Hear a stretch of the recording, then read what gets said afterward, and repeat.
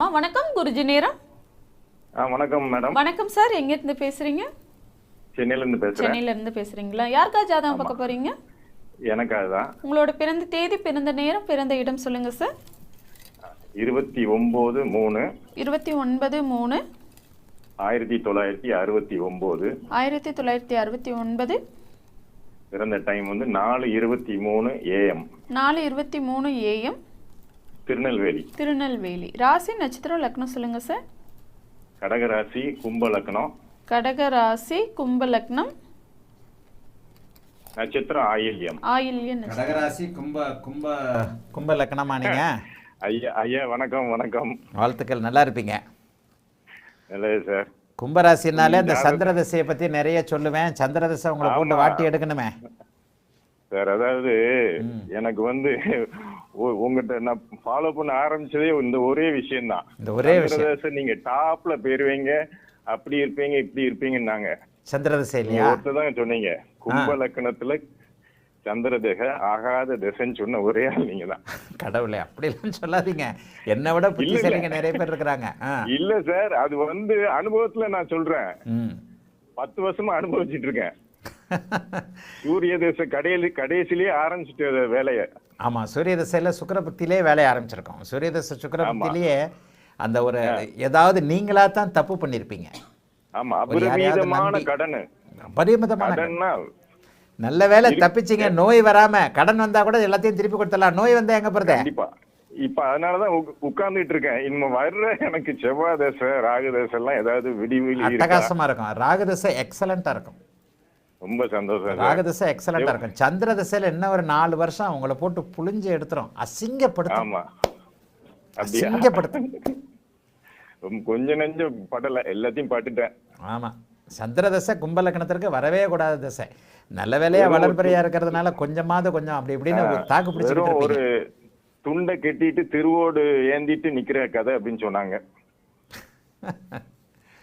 அதுதாங்க உண்மை. அதுவும் இப்ப அஷ்டம சனியில இந்த ஒரு வருஷமாகவே ஆயில்யம் 2025 ஜனவரி வரைக்கும் ஒண்ணுமே கடுமையான அஷ்டம சனிலையும் பயங்கர பிரச்சனை. ஓகே. ஆமா ஆமா ஆமா, நான் வேலையை விட வச்சுட்டு. ஆமாம், இப்படி தாங்க இருக்கும்.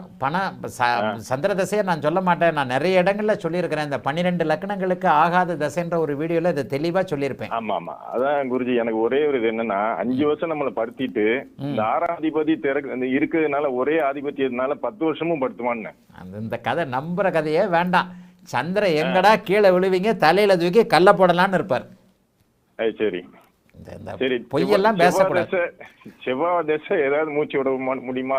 ஏன்னா செவ்வாயும் நீங்க சொன்னீங்க சுபத்துவம் இல்லாம அவர் தனியா இருந்து ஆட்டம் போடுவாருன்னு. பரவாயில்ல, அவருக்கு சனி தொடர்போ ராகு தொடர்போ இல்லை. தசம அங்காரகா என்கின்ற அமைப்பு நம்முடைய எல்லா முழு நூல்களையும் பெருசா சொல்லப்பட்டிருக்கு. இந்த இடத்துல அவர் ஆட்சியா இல்லாம நட்பா இருந்து அவர் திக்பலமா இருந்திருந்தா மிகப்பெரிய யோகம். இப்ப அவர் திக்பலத்துல தானே இருக்காரு, ஆனா நட்பு இல்ல, ஆட்சியா இருக்கிறார். ஒரு கொடூரமான கிரகம், பாவ கிரகம், இரட்டை பலன்களையும் அடையக்கூடாதுன்றது ஒரு விதி.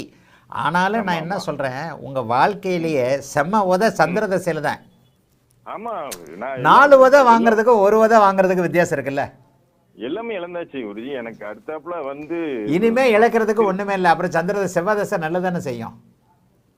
சரி, பாயிண்ட் புரியுதா? ஆமா ஆமா, ஊர் சேர்ந்து கட்டி வச்சு உதன்னு உதைக்கிறதுக்கும் ஒரே ஒரு ஆள் கன்னத்துல அரைகிறதுக்கும் வித்தியாசம் இருக்கா? ஆமா ஆமா. சந்திர தசை உங்களை ஊர் சேர்ந்து கட்டி வச்சு மரத்துல கட்டி வச்சு அடிக்கிற தசை. இப்ப எங்கேயாவது வெளிநாடு அனுப்பி விடுமா சந்திர தசை? வெளிநாடு கண்டிப்பா போகும். வெளிநாடு போனாலும் பிரச்சனைகள் இருக்கும். வெளிநாடு வெளிமாநிலம்னு பிறந்த ஊர்ல கடகத்துல இருக்கு. கடகம் கடல் தாண்டக்கூடிய அமைப்பு, ஆறு தாண்டக்கூடிய அமைப்பு. எங்கேயாவது நிலம் தாண்டி போய் சென்னைக்கு வந்தாச்சு ஆல்ரெடி. நிலம் தாண்டி பிழைக்கக்கூடிய அமைப்பு தான் வந்து உங்களுக்கு. அது வந்து இன்னும் கொஞ்சம் தூரம் கூட உங்களுக்கு அனுப்பும். ஆனால் ஒன்று, உங்கள் வாழ்க்கையில் ரொம்ப சோகமான வருஷம் 2023-24 தான். ஆமாம், எனக்கு அட்லீஸ்ட் இன்னும் 25, 26, 27 முடிகிற வரைக்காவது இன்னும் கொஞ்சமாவது இது இருக்குமா? இந்த 2024, 25, 23, 24 இந்த 2 வருஷத்தை தவிர்த்து இது மாதிரியான அமைப்பு உங்கள் வாழ்நாளில் திரும்ப வரவே போகிறதில்ல. அதனால கவலைப்படாதீங்க. ஹை லெவல்ல தாண்டிட்டீங்க. இனிமே வந்து வாழ்க்கைங்கிறது ஒரு வட்டங்க. மேல இருக்கிறது கீழே போகும், கீழே இருக்கிறது மேல போகும். கண்டிப்பா. இப்ப கீழே போயிட்டீங்க, கீழே போய் அந்த நெட் பாயிண்ட் தாண்டிட்டு மேலே ஏறுறதுக்கான அமைப்புகள் ஒரு 6 மாசமா உங்களுக்கு ஸ்டார்ட் ஆயிடுச்சு. ரொம்ப அது சந்தோஷம் இப்ப குருஜி. தெரியாது உங்களுக்கு, இன்னும் ஒரு 2 வருஷம் ஆகும். ஓகே. ஆனா தூர இடத்துல தான் இருப்பீங்க. ஆனா செவ்வாய் தசை உண்மையிலே கை கொடுக்கும். பெருசா ஓகன்னு சொல்ல மாட்டேன். கடன்களை வேற அடைக்கிற ஏதாவது? அளவுக்கு, மதிப்பு மரியாதையை காப்பாத்துற அளவுக்கு நல்லா இருக்கும். ராகு தசை தான் உங்களுக்கு யோக தசை. ராகு தசை அட்டகாசமா இருக்கும்.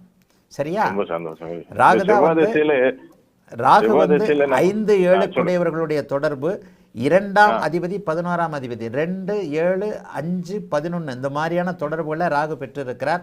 ராகு தசை மிகப்பெரிய யோகமாக இருக்கும். அதனால கவலைப்பட வேண்டாம். செவ்வாய் தசை அதுக்கேற்ற ஃபவுண்டேஷனை கொடுக்கும். சந்திர தசை தான் ரொம்ப மோசம். சொல்லுங்க கடகடன். இல்ல செவ்வாய் திசையில எதுவும் தொழில் பண்றதுக்கு என்ன மாதிரி பண்ணலாம், என்ன ஏது? செவ்வாய் திசையில தொழில் அமைப்புகள் உங்களுக்கு நல்லா இருக்குங்க. உங்களுக்கு சூரியன் சனி சம்பந்தப்பட்ட தொழில்கள் தான் உங்களுக்கு நல்லா இருக்கும். எலக்ட்ரிக்கல், எலக்ட்ரானிக்ஸு, சனி சம்பந்தப்பட்ட ஹார்ட்வேர்ஸு, இரும்பு, கலர். ஹோட்டல். சூரியன் நெருப்பு சம்பந்தப்பட்ட கிரகம் கொஞ்சம் ஓரளவுக்கு நல்லா இருக்கும். ஆனா அதை விட சனி சம்பந்தப்பட்ட அமைப்புகள் தான் உங்களுக்கு ரொம்ப நல்லா இருக்கும். சரிங்களா? இப்போதைக்கு நான் இருக்கிறது வந்து கப்பல் சம்பந்தப்பட்டதுதான். கப்பல். அதாவது அவயோக திசைகள்ல தேவையில்லாதது நடக்குங்க. கப்பல் சம்பந்தப்பட்டதெல்லாம் உங்களுக்கு நல்லா இருக்காதுங்க. சாப்பாட்டுக்கு மட்டும்தாங்க வரும். கப்பல்ல என்ன சம்பாரிச்சு கடன் அடைச்சிங்களா? இல்ல இழந்துச்சு. அப்புறம் அதை வச்சுக்கிட்டு என்ன பண்றது? கப்பல் என்ன நமக்கு சொந்தமா என்ன? உங்களுக்கு இப்போதைக்கு என்ன செய்வார்? எதுல உங்களுக்கு சாப்பாட்டுக்கு மட்டும் வரணுமோ அதுல மட்டும்தான் உங்களை அவயோக திசைகள் போட்டு அழுத்தி வைக்கும். அதுல இருந்து வெளியே வந்துட்டா சோறும் கிடைக்காதோன்னு பயத்துல அங்கேயே தான் இருப்பீங்க. 4 வருஷத்துக்கு இம்ப்ரூவ்மெண்ட் இல்லை, இன்னும் 3 வருஷத்துக்கு. சந்திர திசை முடியட்டும். செவ்வாய் திசையிலிருந்து உங்களுக்கு நல்ல மாற்றங்கள் வரும். ராகு திசையில சூரியன் சனி கலந்த எலக்ட்ரிக்கல், மெக்கானிக்கல் சம்பந்தப்பட்ட தொழில் அமையும். அதிலிருந்து முன்னேறுவீங்க. வாழ்த்துக்கள், நல்லா இருப்பீங்க. அழைத்ததற்கு நன்றி ஐயா. வணக்கம் குருஜி. நேரம்